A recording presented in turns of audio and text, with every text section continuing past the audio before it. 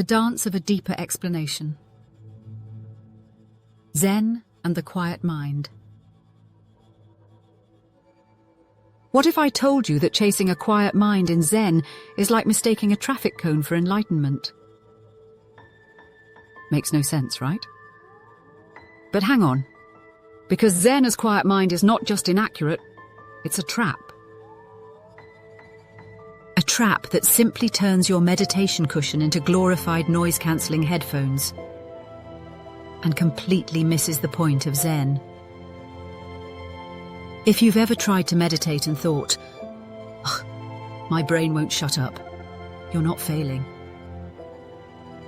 You're just playing the wrong game. Here's the twist. Zen isn't about silencing your thoughts. It's about seeing them clearly. And no, that doesn't mean turning into a thoughtless zombie floating through space. Zen isn't anti-thought, it's pro-reality. At its core, Zen is about realizing your true nature, right here and now, thought or no thought. It's not about erasing your mind like a whiteboard.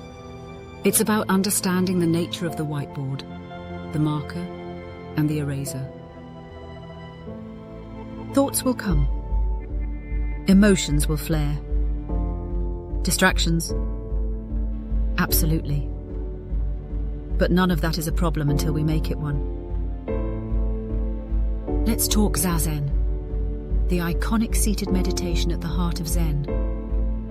To the untrained eye, it looks like people trying really hard to become furniture.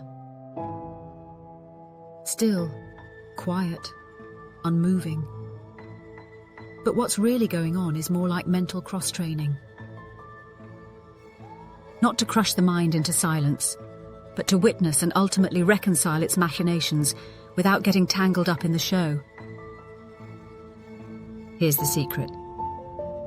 In Zen, sitting is not about muzzling the mind. It's about observing it through a magnifying glass, and then observing the observer. You're not suppressing experience, you're zooming in on it. And suddenly, the seeming chaos of your internal monologue isn't something to run from. It's a potential confirmation of your understanding. Now let's crank up the weird with Zen koans, those brain-bending riddles that sound like they were written by a drunk poet.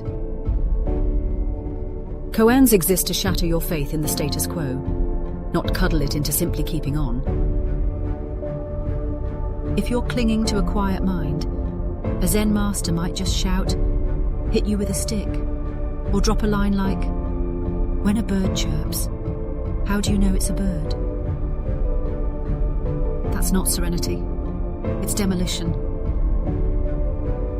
Because even peace and quiet can be ego traps in disguise. You might think, wow, my mind is finally quiet. This Zen stuff really works. And Zen replies, not so fast. Sure, mental quietude has its place. It can be illuminating, even beautiful.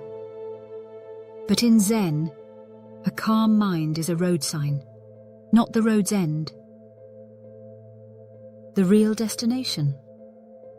Complete understanding.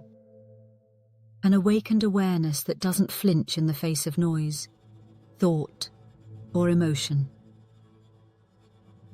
Zen doesn't want your mind silent. It wants you, seeing you, clearly. The point isn't to drown out the noise, it's to wake up to the one who's listening.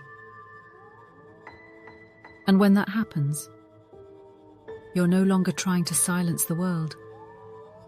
You're walking right through it, unshaken, undistracted, and absolutely alive.